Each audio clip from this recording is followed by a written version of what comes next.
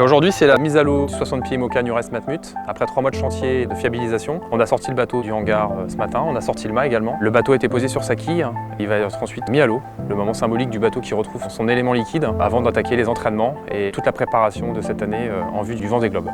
Toutes ces inscriptions, ce sont des noms et prénoms, 28 000 exactement, 28 000 noms et prénoms des 28 000 collaborateurs de Newrest tout autour du monde. On a appelé cette opération Un skipper en mer, 28 000 équipiers à terre, pour que tous les collaborateurs de Newrest embarquent symboliquement sur le bateau pendant le Vendée Globe et que pendant la course, pendant les moments difficiles, je ne sois jamais seul mais accompagné par toutes les forces de Newrest.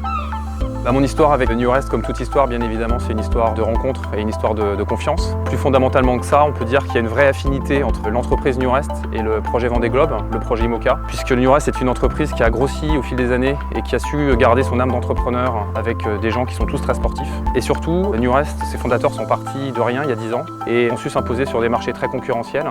Le catering aérien hier, et à partir de cette année, le marché de la restauration collective en France. Et moi finalement j'ai un petit peu la même histoire que ces gens-là, puisque je suis arrivé sur le tard dans le milieu de la voile professionnelle. Au début tout le monde se demandait un petit peu qui j'étais et ce que je venais faire là. Et voilà, à force de travail et de ténacité, me voilà aujourd'hui aux portes de mon rêve, prendre le départ du Vendée Globe. Et la leçon de tout ça, c'est qu'impossible n'est rien et qu'il faut toujours croire en ses rêves et aller au bout de ses défis.